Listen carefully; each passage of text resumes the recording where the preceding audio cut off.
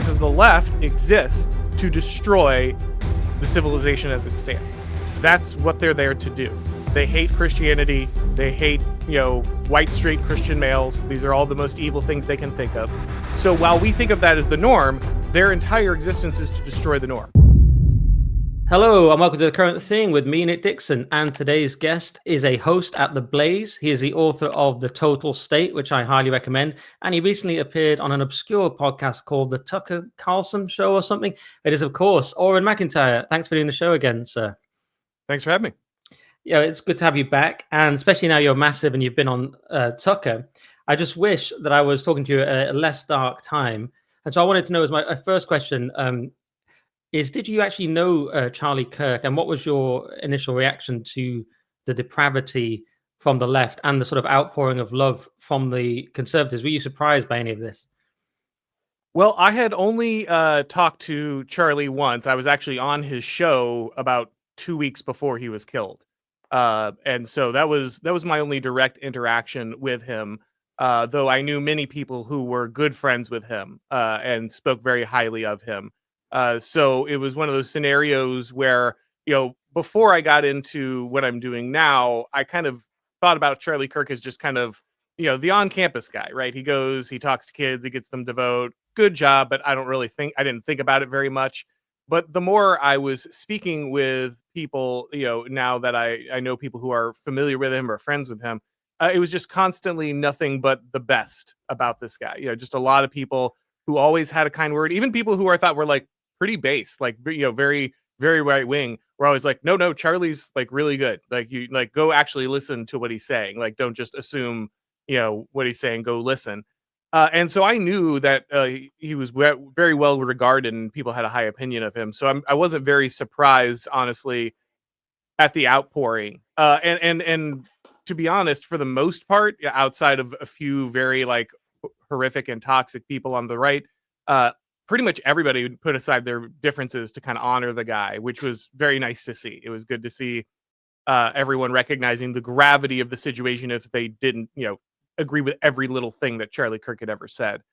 Of course, on the left, honestly, it was horrific to see their reaction, but also I wasn't surprised in the slightest. This is exactly what people like me, who have been decried by some parts of the right as woke, have been trying to explain to people for a long time, that we were heading to a very different style of politics, that the fundamental way in which the left looked at the right meant that we could no longer conduct kind of liberal democracy as we understood it, and that these people are only going to get more out of control and more insane. And so when that happened, I can't say I was surprised at all. If anything, I was glad that more people now kind of recognize this problem. We still have those who are saying, no, whatever we do, we can't actually use power. We can't actually stop the left from killing us. There's still a few of those people left, but they're few and far between at this point. Yeah, I was going to ask about that. There's a sort of different response from the right. Some people are still with the libertarian line on that, but you've been very clear that what the left are doing now is just terrorism. And I mean, I've been using that word here. Some people in England have not quite clocked onto this yet. And it seems that someone like John Fetterman is actually saying, okay, let's calm it down. But he's the only one I could see saying anything sensible. Whereas Gavin Newsom's official Twitter account has been saying in block capitals, Stephen Miller is a fascist, which seems now at this point just classic stochastic terrorism. Do you see the Democrats ever becoming a proper party, well, in the near future? Or are they just going to go further down this route of sort of encouraging violence? No, they're definitely going to go down this route of encouraging violence. It's literally their entire strategy at this point. The Democrats have totally embraced their role as basically a front face for a revolution inside the United States, right? Like, these people know that BLM and Antifa really are their foot soldiers, their shock troops. They're just their brown shirts. They're the mob that they deploy. That's not technically a weapon of the state, not technically part of the Democratic Party, but is absolutely acting on their behalf and under their direction. And they know that threatening and violence is a critical part of their strategy. Let's not pretend this is like something new. Democrats in the United States have been fomenting race riots my entire life. People talk about how, oh, race relations were so great in the 90s. No, Democrats were doing the LA riots in 1992. Koreans were shooting at black rioters from their rooftops to stop them from burning down their businesses. This is absolutely nothing new from the left, from the days of rage that everyone is now suddenly remembering, with the Weather Underground and the constant bombings and the Simonese Liberation, Front or Army, whatever they called themselves. Like the left has been a terrorist network, pretty much all of my life and many other people's lives. It's intensifying now again. We're going back to a late 60s, early 70s level of violence. And so people are recognizing this fact a little more. But if you go back and look, one of the most famous ads in the United States presidential history was Richard Nixon's Return to Order ad, which was just basically playing directly off the days of rage, basically directly playing off the level of violence that the left was causing on a regular basis in the United States. That's one of the reasons Nixon became such a dominant political figure, is he was capable of ending that violence, and that's why he got the level of support. So no, I think this is more the Democrats honestly returning to their roots than going back to a peaceful mode of politics would be a strange thing for them. The violence is part of their strategy. Right. And you mentioned there Nixon stopping it. How does it get stopped now? I mean, I've heard of using RICO, which I don't understand massively, being English. But I've heard about that being used to target NGOs that encourage violence. People like Ted Cruz have mentioned this. I've heard of, and of course, Trump has talked about designating Antifa as a terrorist organization. I don't know if that's been done yet. He's also deployed troops in Portland for the next 2 months, but Oregon has responded with a lawsuit. So how do you shut down leftist violence within the law? Pretty easily. So first, yes, Trump did designate Antifa as a domestic terror organization. Unfortunately, that is not there's no legal powers that are attached to that. So the way executive orders work in the United States framework is an executive order is basically like a law that only the executive branch has to follow, because the president only has direct control over the executive branch. Congress has to pass actual nationwide laws. So when Trump creates a executive order, it's basically just a directive to all of the federal agencies, which is powerful to an extent, but it is not this like sweeping legislation that forces all the other municipalities and states or that kind of thing to follow as well. So what would be better if Trump designated a foreign terrorist organization, because that actually has legal powers attached to it. It actually opens up different things you can do to Antifa. However, his current order does direct the Joint Terrorism Task Force to treat Antifa as a terrorist organization, which I guess basically it's telling the rest of the federal government that doesn't want to do what Trump is telling you to do that you have to. Most people don't recognize this, but Trump doesn't really control chunks of the executive branch, even though he's supposed to under the Constitution, which is why he needs to pass executive orders telling these people, no, you have to do this or we're going to fire you, basically. And then on top of that, you have, as you said, the National Guard deployed to Portland. This should have been done immediately as soon as these people were, firing in and shooting at, ICE agents. Like that should have been the end of it. Any amount of even mild force on the person of an ICE agent or on an ICE facility should be met as an extreme criminal act. All of these things can be charged. The main reason that the left just hasn't been crushed is that the right can't be bothered. The things that the left is doing is illegal. So you can just go after them and you can actually make that happen. Now, the problem is that in some of these places you have liberal judges, right? So one of the things you can try to do, which is what the left did with J6, is change the venue, right? So the reason that the J6 prosecutions were so terrible is that all of these people were tried in DC, where all of the judges and all of the juries would be very hostile to them, right? By making sure they weren't tried in their home states, that ensured that there would be a bias against them immediately. Well, one of the things that the liberals do is they shield these Antifa people by putting them in front of liberal judges who say, oh, well, I'm going to give you a slap on the wrist because actually you're in Portland, and in Portland, we don't care. So we charge them with some kind of federal crime. We move the venue to a place where we can actually get them prosecuted, and we make that happen. And when it comes to RICO, the main thing is that RICO is a broad spectrum of like criminal network law. Basically, it's the crime of being a criminal at an organized level. It was originally used to go after the mob because they were operating in so many different ways that were slightly criminal, or they were hard to prove individually, but collectively it was obvious that they were operating a criminal conspiracy. And so what RICO allows you to do is pull many different threads together into one prosecution and prosecute them as a larger entity. So instead of just prosecuting individual mobsters, that kind of thing, you're able to pull the entire criminal organization together and say, oh no, these crimes are all attached to each other. And so they matter and you can use them. So what RICO allows you to do is say, okay, technically each one of these NGOs is maybe just doing one violation here, one violation there. Maybe we can prove that they were knowingly funding a riot here to some extent with that one organization. But if we pull them together, we can recognize that all of these individual actions add up into a larger criminal case, a criminal conspiracy that we can then prosecute under RICO. So there are a lot of tools that they can use legally. You just actually have to go through the effort of making the system work, which Republicans have just never bothered to do. Right, and I'll get on to that. But I wanted to ask, so that thing with the NGOs sort of pretending to be separate, it's a bit like you said on Twitter about the Antifa. People like, oh, it's not an organization. Look, they're not even related. They're all spread around the country. And you're like, yeah, that's how all terror cells work. They don't say, here's our headquarters, come in and have a drink. They say, we're not related so that one shuts down, the other ones can carry on. That's the strategy, right?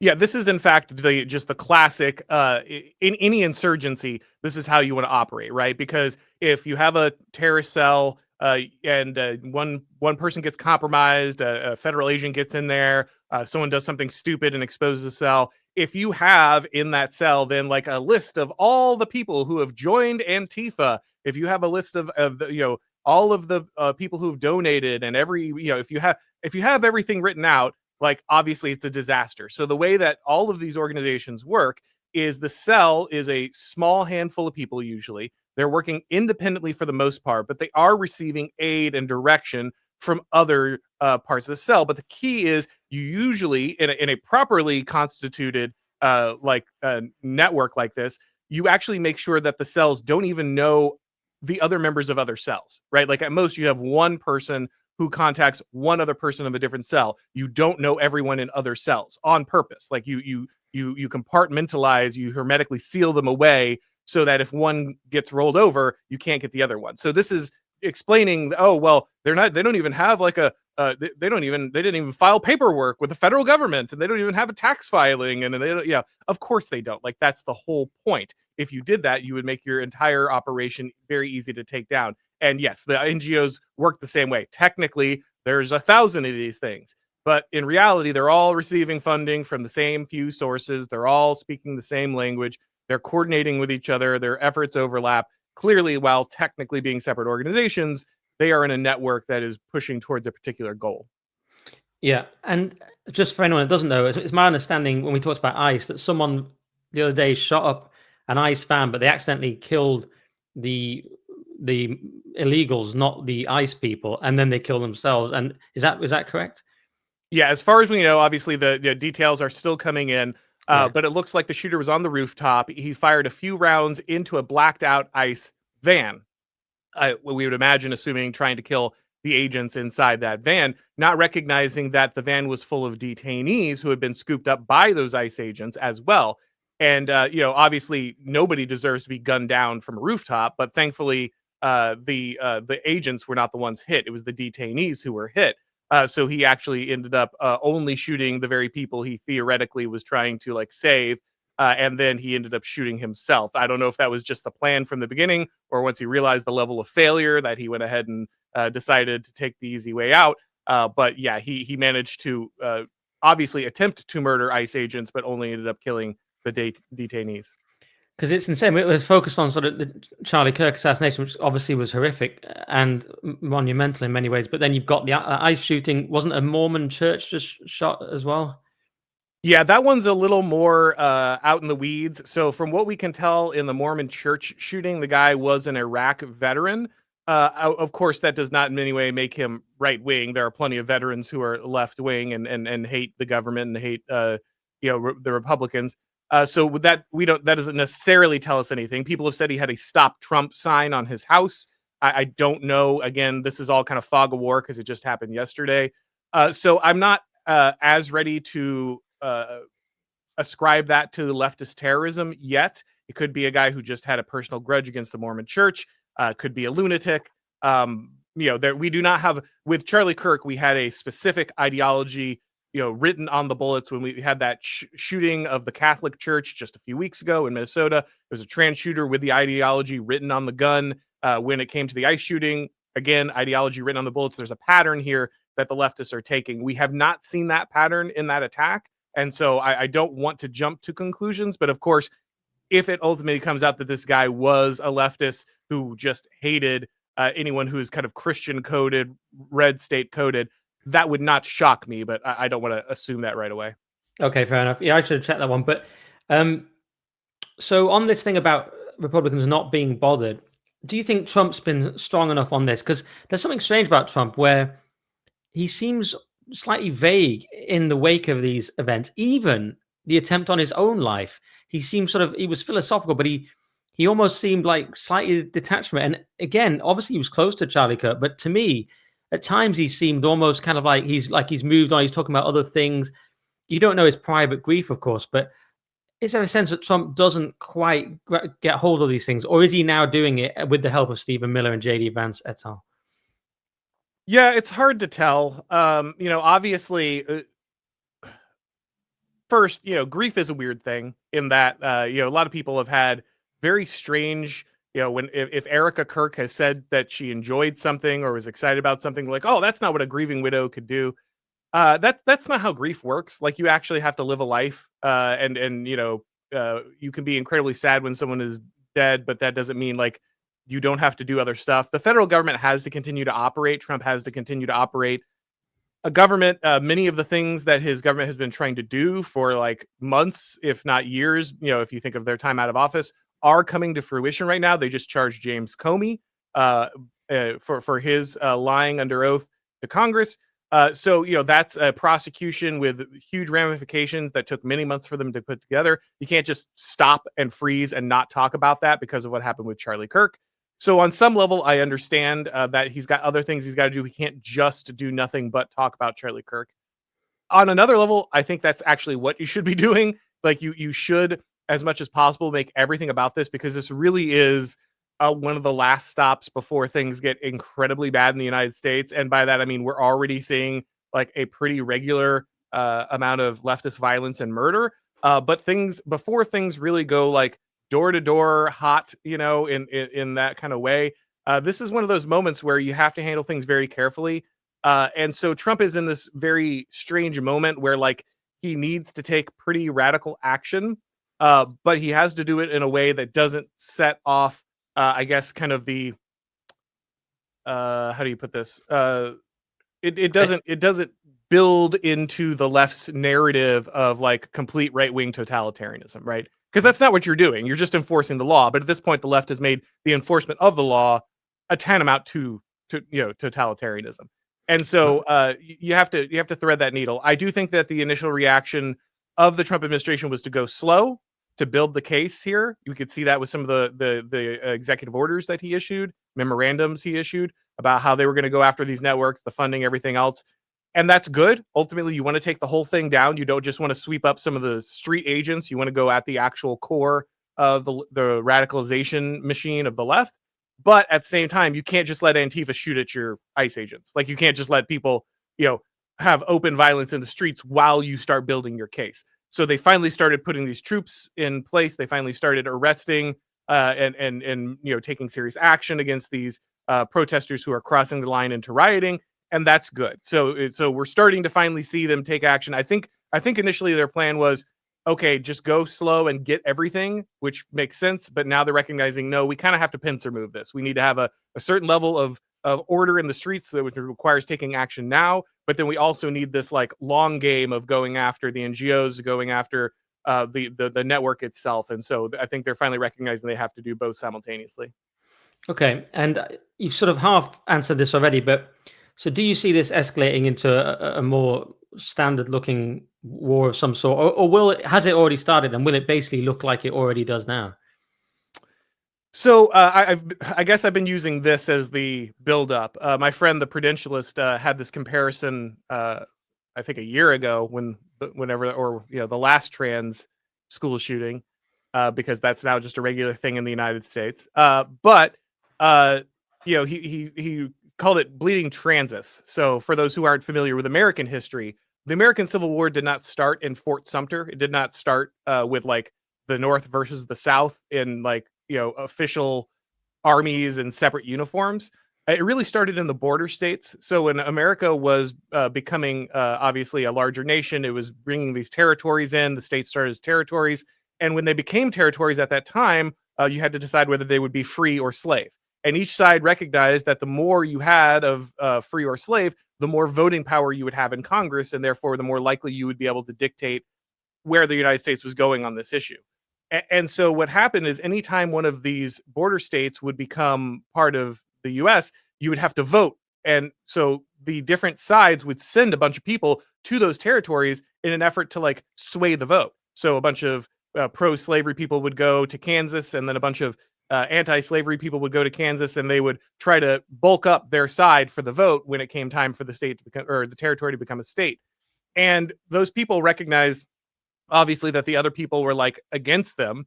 And we actually got to the point where Americans were just having full on knockdown, drag out gun battles in the middle of these territories against each other, to try to prevent the other one from like voting and changing the course of the state. So there was a hot civil war where no one was wearing a uniform. No one had an official, title. There were no generals. There was no official government. It was just normal people shooting at each other because they disagreed with each other. And so will we get to a full like American Civil War, uniformed people in the next 5 years? No, probably not. But could we get to a bleeding Kansas situation? I think we're already starting to see that we're there. All right. Yeah. Very disturbing times. So that's a good summation, especially for us over here who don't always know those details. So I was going to ask about Jimmy Kimmel in a minute, but it's kind of related, but let me just ask them. It seems to me that mainstream media, corporations, all kinds of institutions backed an inherently violent ideology that was obviously already violent in its principles, because it was saying we can't talk to people if violent speech is violence and so on, but actual violence isn't violence or is justified violence. So it's already, we're seeing, even in England, I've seen some mainstream media commentators suddenly sound a bit different and almost appear to back out of this a little bit when the issue of Charlie Kirk particularly is raised.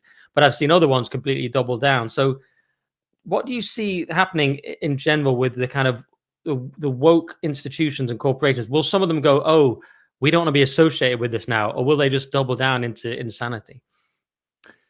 Well, I think, the corporations are probably smart enough to stay away from like full scale, calling for murder of Charlie Kirk. But as we can see with ABC, even though their affiliates threaten them and their advertisers threaten them, the fact that Jimmy Kimmel got a bunch of celebrities to sign, a letter, and he got a bunch of his like producer friends and Hollywood friends to basically put pressure on, that was more important to them than the money and the mass opinion, right? So that kind of tells you that ultimately these people are going to side with the woke at the end of the day. They might, not wear it on their sleeve every minute as they have been previously. But when you get down to brass tacks, obviously it's very clear that the left still has a firm grip on the cultural institutions, the taste-making institutions, to the point where ABC will just, Jimmy Kimmel was already losing the money, but they also lost a third of their affiliates. So for people who don't know, these are like the people who actually put the program out. You have ABC that makes the programming, but then the individual TV stations are the ones that distribute it and broadcast in the United States. And a third of them said, we will not air Jimmy Kimmel. So not only is he already losing money, already costing his employers tens of millions of dollars a year just because the show is a failure, but on top of that, the failure show also couldn't even air for a third of the places it's supposed to go. And they still put him back on because the money is no object. The message is the object. Yeah, and we talked about this a bit last time, whether they are true believers and also the perverse incentives. So people say, oh, it's the money. Look at Disney. And you can look at Disney and say, well, no, it's not the money because these lose money, but they carry on doing it, implying actually they're true believers. But you also pointed out there's another factor where it's also their individual jobs if you espouse the woke ideology, you can move to another network and so on, and that's actually more powerful than someone at the top saying, "Hang on, we're losing money or we're alienating America or anything." So it's probably similar to that again, wasn't it, with this? Yeah, remember, every one of these people is not like loyal to their company. They're loyal to the revolution, to their class. And Mm. so, if ABC fails, somehow, then they're just going to take that executive position over to some other network, some other movie studio, right? And that movie studio is going to care less about whether or not you made money for that studio as to whether or not you are signaling that you were loyal to the class, to the cause. And so even if you fail in a position, if you are loyal to the cause, you are more of a success than if you somehow manage to turn the company around and have it make money, but you did so by destroying the ideology and attacking the underlying values of the class that they all share. They're far more interested in you as an employee, as a member of the revolution, than they are as you as a money making instrument. Yeah, yeah. So on the Kimmel thing more specifically, you were keen on Kimmel getting fired for essentially lying about terrorism. He came on just after Charlie Kirk had been killed, and he said that MAGA are trying to make out this is anything other than one of their own, which was a very strange claim because there was a lot of evidence that it was not a MAGA person, was the complete opposite. And so I pretty much agreed with you for what it's worth, but some people have said, "Oh, that means you're not in favor of free speech, Nick." Now, what is your take on all of that? Is it hypocrisy, or does it even matter if it is hypocrisy anymore when we say, "Hang on, Kimmel should be fired"? Well, the free speech thing is a very strange umbrella, right? Because nobody actually believes you should just be able to say anything at all the time. Like, I can't just walk up to you and be like, I am planning to, you know, delete you from the world, I guess, whatever we can say on YouTube. Like, I can't say that to you without us immediately getting into an altercation, right? Like, you have to. If you allowed me to walk up that and say that to you, you're just inviting to get killed, right? So, like, you have to take those words seriously. So when we mean free speech, like what the founders actually meant when they said free speech in the American Constitution, was the ability to express your political opinions, right? There are a lot of things you couldn't say even in colonial America or early America. There were blasphemy laws after the Constitution was written, after the Bill of Rights were written in the United States. You could go to jail or could be punished for blaspheming the Christian God in America when we had a First Amendment. These things were not incompatible. Everybody understood the difference. The First Amendment was there for you to be able to speak your mind about political issues without going to jail. But that didn't mean that you could actually just threaten people or, all this other stuff. Like that wasn't an option. What Jimmy Kimmel did there was just, like you said, lie about terrorism. And it's not like we called for his arrest. I wasn't, saying, oh, well, this guy needs to go to Gitmo for, 20 years. But I don't think a guy who is out there going out of his way, like you said, he knew what he was saying was a lie, and he did it anyway because it's going to cover for terrorism and it's going to enable the next terrorist, right? And we saw this over and over again after the ICE shooting. All of a sudden, the left started lying about what we knew for a fact, saying, "Oh, well, this can't possibly be the case. Here's an alternative explanation. This guy is faking it. All this other stuff." They just started lying, just like Jimmy Kimmel told them to, right? That this is now the plan. Get out ahead of what's going on, lie, set the anchor so that people think this thing before they know the actual fact. And when the facts roll in, it's too late. They've already got this locked in, or they never even see the facts, and they just stick with their explanation. So that to this day, I know people who still believe that Donald Trump was shot as a fake, like a conspiracy to get him into office, right? Like they believe Republicans or the CIA or the FBI like set this up and shot him so that he could become the next president. This is just the left building this into alternative reality.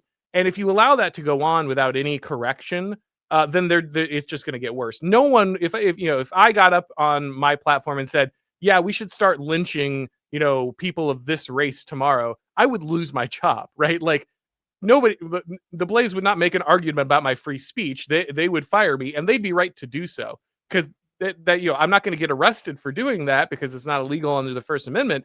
But obviously, like I'm a liability to my corporation, and they should not in any way employ me if I'm going to say something like that. Jimmy Kimmel basically did the same thing. He basically went on air and said, yeah, we're going to cover for terrorists. And if you murder a Republican, don't worry, I'll lie about it for you so that people don't know what you really did. So the next guy who goes out and shoots somebody, don't worry, Jimmy Kimmel will lie for you, as will much of the left. And we can't let that happen. Like, that's just inviting a terrible culture of violence into the United States. I don't want Jimmy Kimmel in jail, but I don't want him working anymore. Right. And it's probably not even Kimmel, is it? He's the puppet saying it, but I don't know whoever's writing it and dictating these things. And then he came out and did a kind of apology and said, Oh, "Oh, no, not at all. There wasn't a word of apology in it. Not a right, single word.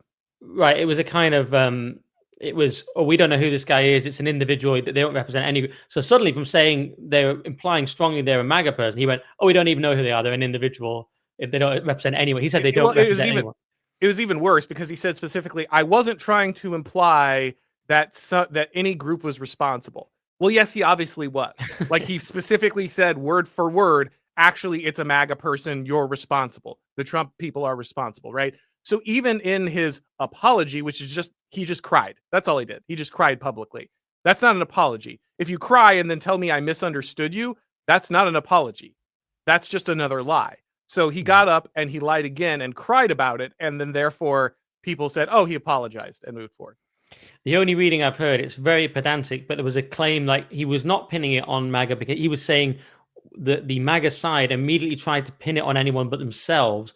Therefore, not saying that it was them, but he was criticizing their behavior of trying to absolve themselves of responsibility. But that's an extremely perverse reading. Like, it's, I mean, that's not. And it's still saying they're responsible. They're absolving themselves of responsibility, right? Like, that's still, yeah. The very phrase itself is still. So yeah, even if you torture it into a slightly less deceptive version, you're still basically having to lie to make that work. It's just very obvious what he did.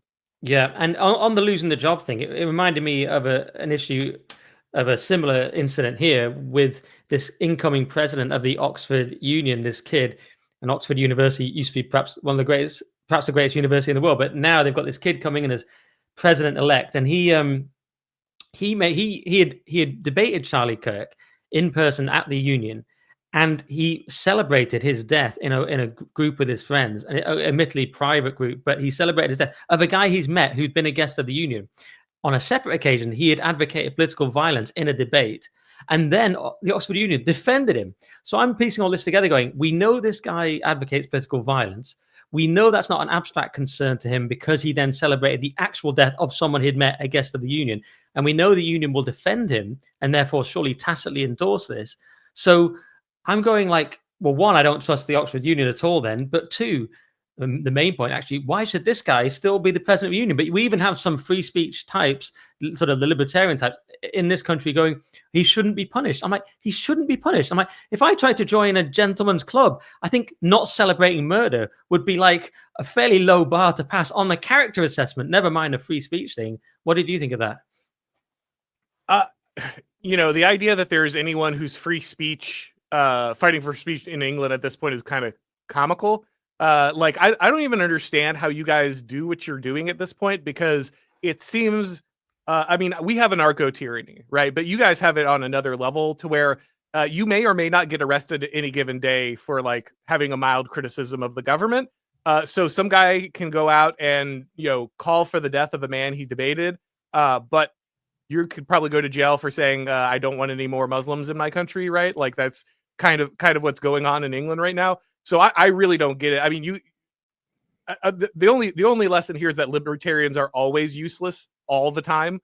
Because they don't even recognize, like, dude, free speech has been dead in your country for a while now. So like, arguing for this guy's free speech on principle is just kind of cartoonish. At this point, I seriously don't understand England as anything other than like a completely totalitarian state. So arguing about free speech is just kind of comical to me at this point. Yeah, well, there is that. Yes, I know. Well, Sorry, not to black pill on your country, but no, we can get into that. Every time I look at it, I'm just like, what is going on? Like, anytime I think the United States is bad, it's like, oh wow, this is just another level. Well, that's a good question. Which do you think is worse? Because we have I could counter you if I was defending my nation and say you're less likely to get shot here, but you are much more likely to get suddenly put in a policeman. We had something like 12,000 arrests in a year for online speech violations. It's over 30 a day. That was in the Telegraph. So And there was only I saw a comparison. I don't know whether if the figures were absolutely accurate, but the next down was Belarus with 6,000, and then other people way lower. So like we were leading the world in this, the former pioneer of civil liberties. So that is completely insane, and I'll grant you that one. But you guys are literally killing each other. So I don't know which is worse. Who's in the worst state? Well, it's a fair point. I mean, you guys do have more political arrests than China at this point, which is literally considered like one of the top totalitarian states in the world. So that's cool. But also, in the United States, it's true that people are being shot. Though one of the reasons the left feels the need to have political assassinations is that the right can actually hold power in the U.S. Right? Like that's why they're shooting at people on the right, because the right's in power at the moment. I don't ever like who has an outside chance on the right of the real right, like not like not the conservative party, but like an actual right winger who would like shut down immigration and deport people. Like we've elected that guy. He's in power in the United States. We are deporting people as we speak, right? Maybe not fast enough for my taste, but that is happening. That's why they're shooting at ICE. So the left doesn't need terrorism in your state because the left owns your state. As we're in the United States, the left needs terrorism to stop ICE agents because, well, they're actually doing the job we elected Donald Trump to do, which is deporting illegal immigrants. So, yes, the left is worse here and more violent here, but only because it has to be, I think. Interesting. I mean, we are about to, well, if all the polls are to be believed, we will elect Farage as a kind of very influenced by Trump and has threatened to, or promised to, let's say, deport 600,000 people, which is. He did finally get around to that. It was nice of him to fight. He got bullied into it finally after being the most squish on this possible. I know by Stephen Edgington, I think single-handedly. So yeah, it was. They did come out with that. So therefore, will we then get more violence here? I mean, Farage has been milkshaked and had cement thrown at him, but or will they get will they just continue with the total sort of totalitarian state? Because now Starmer's trying to desperately roll out digital ID cards. So maybe the idea is before reform get in, we lock this whole thing up so they can't do anything with this digital surveillance state or something. Yeah, again, you'd be a far better assessor of the state of England than I would, just actually being there. But ultimately, if Farage, I would not trust Farage. Basically, honestly, if he's been bullied into this position, then he doesn't really hold it, and he's not. And it sounds like he never really has been very interested in this. This is not one of his core issues. This was one of Donald Trump's core issues. This is what got him elected, right? Deportations were Donald Trump. They're the same thing. Basically, people were voting for the border wall. They were voting for deportations. They were voting for actual immigration enforcement. So, I mean, I hope, it'd be great. I hope that you guys are successfully able to elect and continue to keep Farage on, but the conservatives were elected to shut down illegal immigration, right?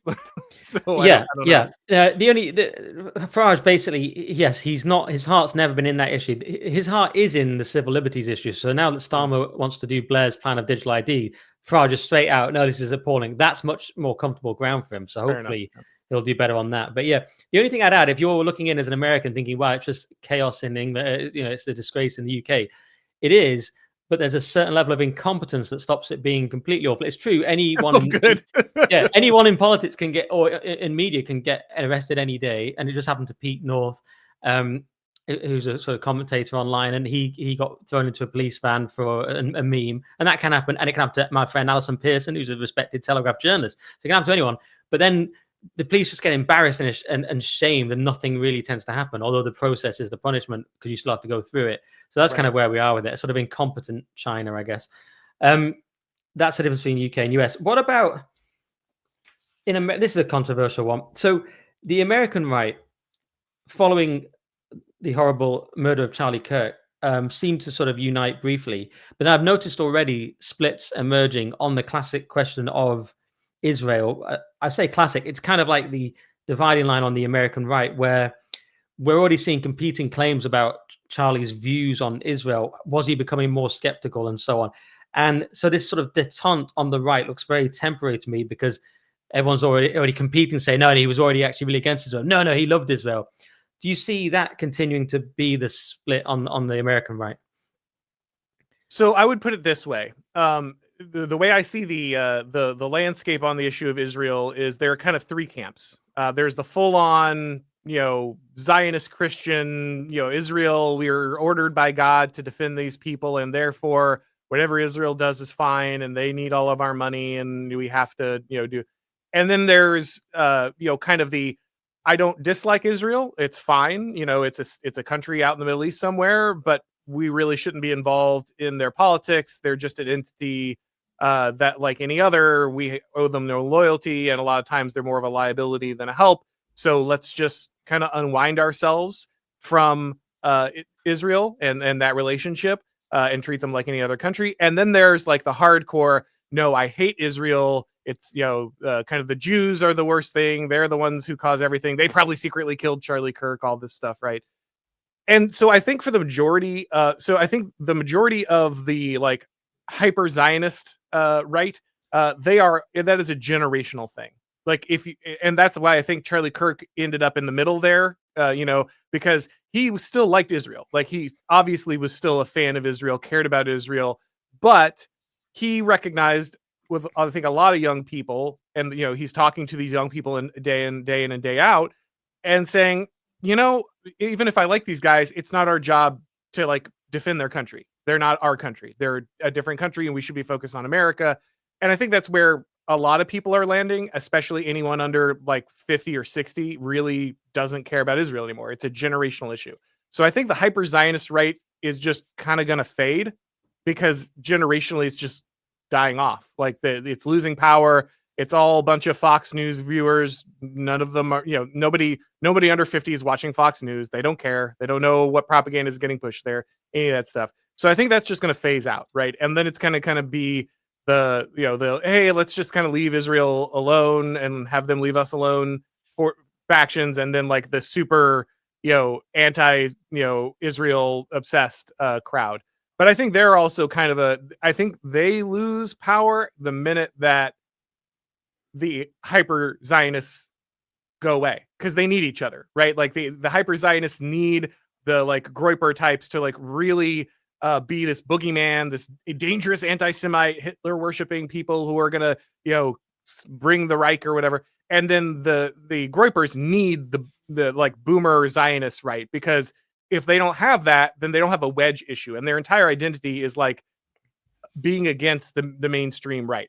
So if they lose that like core issue, then the Israel issue isn't animating anymore, right? If we're not sending money to Israel, if we're not involving ourselves in wars in the Middle East that benefit Israel, then they don't have like anything to stand on. Like then Israel is just a non-entity. So I think those two wings are kind of going to eventually destroy each other in one way or another. And then you just kind of end up in this, I think, this middle zone of very nice for them, let them do whatever they're doing over there, but actually we're the United States and we don't need to worry about this anymore. Very interesting. So, and this is why I wanted you on, to get these kind of perspectives from America. But what about, you mentioned there the Groyper right. One thing that was fascinating was that Nick Fuentes, having had a long feud with Charlie Kirk. Now, the mainstream media, particularly in this country, will just say Charlie Kirk was far right, and you're just like, people don't know anything, or they're deliberately lying, because obviously he was in a constant feud with the far right, or what gets called the far right. I don't know if maybe they would accept that label, but your Fuentes right was famously in the Groyper War with Charlie Kirk. So if you know anything at all about American politics, you know that, because most people don't. But after Charlie died, Fuentes became very magnanimous and said, "Look, we didn't agree. That's well known, but one thing we did agree on was Christianity." So do you think at core what the leftist maniacs are targeting is the conservatism, or do you think it is really actually just an attack on Christianity? All right, that is the end of the free episode. But if you want the full podcast, go to nickdixon.net for all the extra content, all my articles. That is my Substack, nickdixon.net. And we need your help to keep this whole thing going, keep the lights on, this amazing production, hiring people, etc. nickdixon.net to support us. It's £5 a month, which is about the cost of some sort of fancy latte in London, or as a slight discount if you get the yearly option, or it's just £5 a month. So we'll see you on nickdixon.net, and thank you very much.